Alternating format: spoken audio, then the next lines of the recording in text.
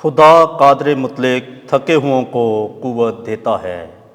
کلام مقدس میں سے ہمارے لیے آج کی پہلی تلاوت اشعیاء نبی کا صحیفہ 40واں باب 25 سے 31ویں آیت مقدسہ۔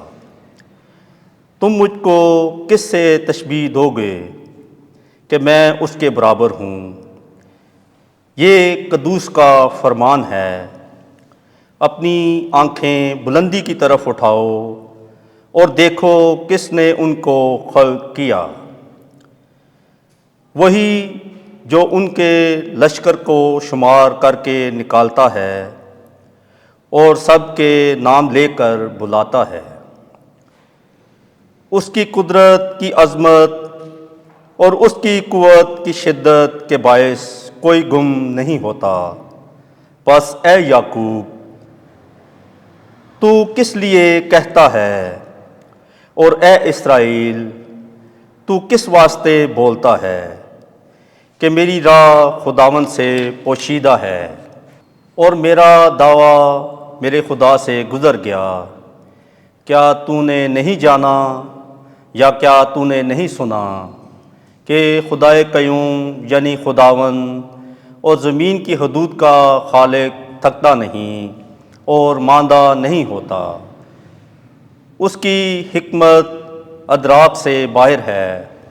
وہ تھکے ہوئوں کو قوت دیتا اور کمزوروں کی طاقت زیادہ کرتا ہے۔ نوجوان تھک جائیں گے اور ماندے ہوں گے، جوان آدمی گر پڑیں گے، مگر جو خداوند کے امیدوار ہیں وہ از سر نو طاقت پائیں گے۔ وہ عقابوں کی طرح پروں سے بلند پرواز ہوں گے، وہ دوڑیں گے اور نہ تھکیں گے، وہ چلیں گے اور ماندے نہ ہوں گے۔ پاک کلام کے پڑھے اور سنے جانے پر خدا ان کی برکت ہو۔ زبور 103 جماعتی جواب۔ اے میری جان خداوند کو مبارک کہہ، اے میری جان خداوند کو مبارک کہہ، اور جو کچھ مجھ میں ہے اس کے قدوس نام کو مبارک کہہ۔ اے میری جان خداوند کو مبارک کہہ، اور اس کے کسی احسان کو فراموش نہ کر۔ جماعتی جواب۔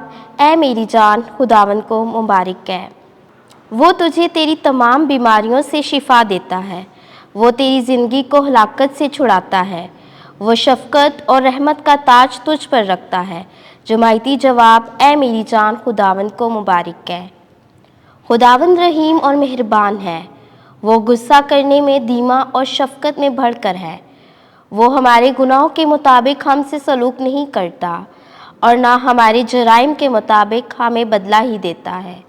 جماعتی جواب۔ اے میری جان خداوند کو مبارک کہہ۔ خداوند آپ کے ساتھ ہو۔ انجیل مقدس متی کے مطابق اے خداوند تیری تمجید ہو۔ 11واں باب 28ویں سے 30ویں آیت۔ اے تم سب جو محنت مشقت کرتے ہو میرے پاس آؤ۔